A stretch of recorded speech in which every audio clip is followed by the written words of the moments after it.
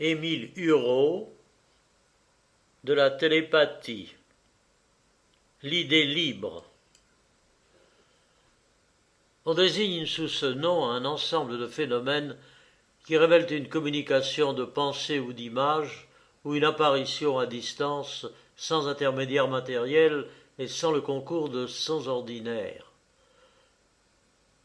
À l'heure où l'on échange des messages par la télégraphie sans fil entre l'Europe et l'Amérique, à l'heure où le professeur Casbotany a construit un appareil que l'on peut porter dans la poche et qui sert de poste-récepteur de télégraphie sans fil, sorte de chronomètre pourvu d'un cadran rond portant des signes et avec lequel on peut expédier et recevoir des télégrammes dans un rayon de 30 kilomètres, alors que l'instituteur Duroquier, dans le petit village d'Anché, près de Chinon, a réduit le poste-récepteur de télégraphie sans fil à sa plus simple expression, sans antenne extérieure ni complication, et qu'il reçoit dans sa classe, ou plutôt dans le grenier au-dessus, les communications émanant des postes européens, à la grande distraction des petits garçons et petites filles, alors que l'on a même songé à utiliser les grenouilles pour enregistrer les signaux horaires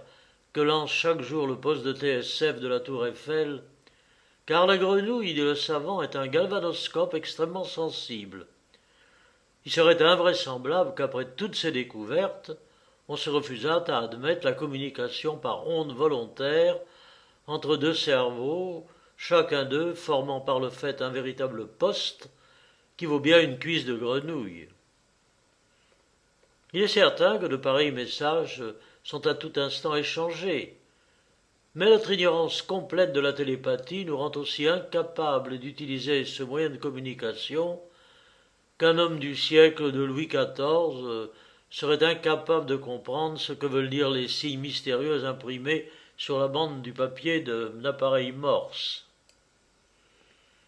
Mais pour nous qui savons que le progrès se fait par la science, par les découvertes et par le perfectionnement de nos sens, nous attribuons à cette question une importance capitale. Et nous pensons comme le professeur Georges Fouché, qui écrivait dans le temps du 12 août 1893. Démontrer qu'un cerveau, par une sorte de gravitation, agit à distance sur un autre cerveau, comme l'aimant sur l'aimant, le soleil sur les planètes, la terre sur le corps qui tombe, arriver à la découverte d'une vibration nerveuse se propageant sans conducteur matériel. Le prodige, c'est que ceux qui croient peu ou prou à quelque chose de la sorte ne semblent même pas, les ignorants, se douter de l'importance, de l'intérêt, de la nouveauté qu'il y aurait là-dedans et de la révolution que ce serait pour la science, pour le monde de demain. Trouvez-nous donc cela, prouvez-nous cela, et votre nom ira plus haut que celui de Newton dans l'immortalité, et je vous réponds que les Berthelot, les Darwin, vous tireront leur chapeau bien bas. Pour communiquer véritablement, il faut s'entraîner et se placer dans un état spécial. L'unité de processus est mathématiquement nécessaire dans la nature, et quelles que soient les différences existantes entre la force psychique et la force électrique, quelle que soit la différence existant entre la volonté et la matière, toutes ces choses obéissent aux mêmes lois générales. Les courants psychiques, les ondes de pensée engendrent des attractions, des répulsions et des phénomènes analogues à ceux qui s'exercent entre les courants électriques.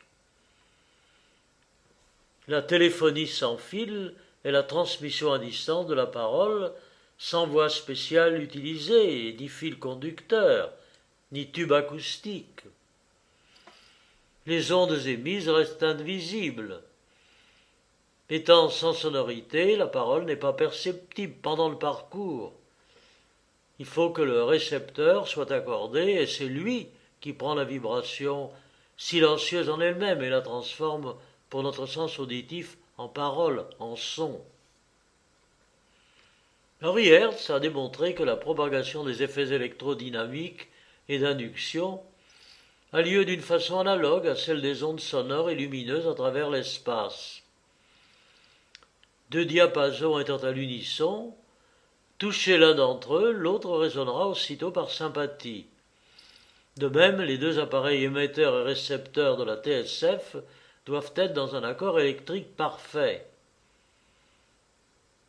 Le cerveau émet des ondes particulières, plus complexes, qui constituent une pensée qu'un autre cerveau en harmonie avec le premier peut recevoir. Aussi, les exemples de télépathie se produisent le plus souvent entre des êtres liés par la sympathie, entre une mère et son enfant, des frères et des sœurs, entre jumeaux surtout.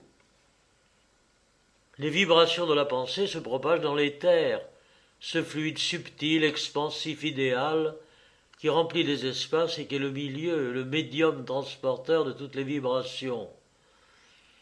De la chaleur, de la lumière, comme de la pensée.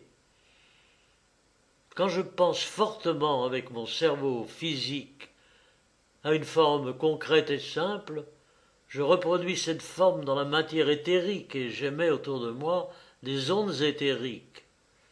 Et quand les ondes mentales frappent à notre cerveau, elles tentent à reproduire en lui la même image. Ce n'est pas l'image qui est projetée, mais une série de vibrations qui reproduiront l'image. Cela ressemble au téléphone, dans lequel ce n'est pas la voix elle-même qui est transmise, mais un certain nombre de vibrations électriques produites par la voix et qui sont transformées en son dans le récepteur. Si l'on coupe le fil et qu'on écoute sans récepteur, on n'entend rien. Chaque espèce de pensée a un mode vibratoire propre, comme chaque son. C'est ainsi que les vibrations de la pensée, projetées avec intensité, se propagent au loin et peuvent influencer des organismes en affinité avec le nôtre. Des images, des messages flottent dans l'atmosphère, impressionnent les cerveaux ayant un rythme vibratoire semblable dans leurs pensées. De là, beaucoup d'idées, d'inspirations qui nous viennent, que dans notre orgueil nous nous attribuons, dont nous voulons nous croire les créateurs, les propriétaires, alors que nous les avons prises au vol